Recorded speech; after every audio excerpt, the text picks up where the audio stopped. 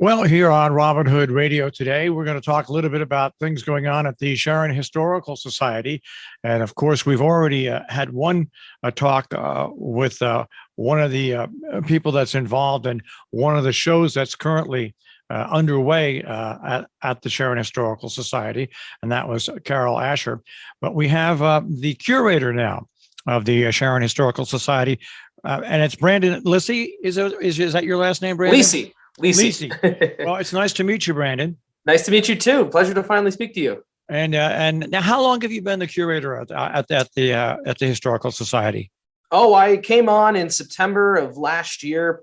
Previously worked over at the Eric Sloan Museum down in Kent, so I've been steeped in Connecticut history all my life, being kind of Connecticut raised, and always been fascinated with the history of the state. And it's been an incredible journey for the last 6 months now that I've been on board. I was going to say the last 6 months is definitely a learning slate, not necessarily for the history, but for everything that the museum has to offer. And I think I remember when I was speaking with the director of the museum, what a great idea it was, because now as a curator, and you go through and you know what you have on hand and what's coming up, you can really revolve and bring out more exhibits on a more timely basis. Yeah, that's absolutely right. We have a really huge project on our hands with a comprehensive exhibit of not just the Sharon here and full time. It enables me to really, focus on that. Well, we'll start off with really the first exhibit, which we've already talked a little bit about on the air, and that is Sharon Stories in the World and at Home, an exhibit of recent acquisitions. Let's talk a little bit about that. Yeah, absolutely. Well, the sort of basic idea was that we've gotten all sorts of incredible additions to our permanent collection in, say, the last just couple years, around the time when we started getting these donations from veterans associations, from just little bits and pieces from just people around town. And we wanted to put together an exhibit that really captured the history of Sharon, but we were putting on display things that people in our area and people familiar with the Historical Society had never seen before. And I'm happy to say I think we were successful. It's been up for the past month. We've had a lot of folks coming through the door, and it'll be up through the month of May. What's great about that is it brings Sharon history out to the forefront in the picture of the big world as well.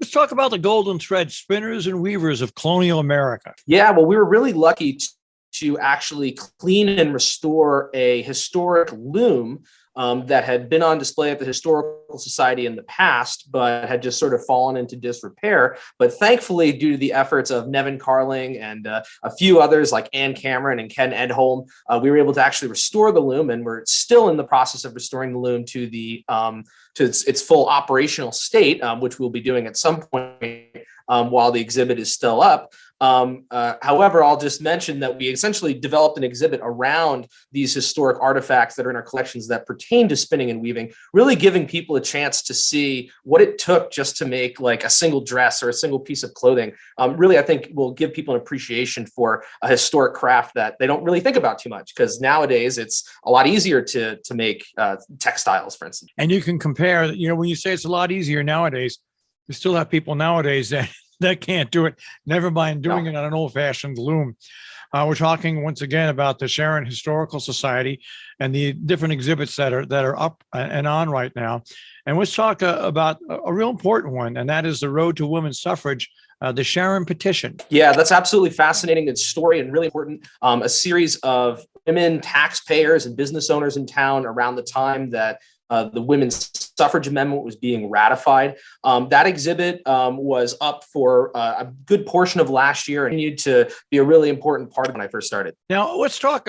Carol Asher just spoke there, right? That's right. Yeah, on Saturday. Now, is she part of an ongoing series as well? Yes, that's correct. So she was here for the first of 4 panels in our Reinventing Farming Oral History program. The next one will be on April 2nd, and then we'll have another one in the month of April, and then concluded in the month of May. And my whole vision and the reason why I was interested in the project was because it was a great opportunity to not only gather these oral histories from local farmers, because today's sort of like interviews are tomorrow's history, but to really showcase, I think, the innovation and the talent of these really incredible farmers and how they're overcoming challenges, being sort of smaller farmers in sort of a bigger world. What's interesting about this to me is that my grandfather, Melvin Dennis, was a chicken farmer.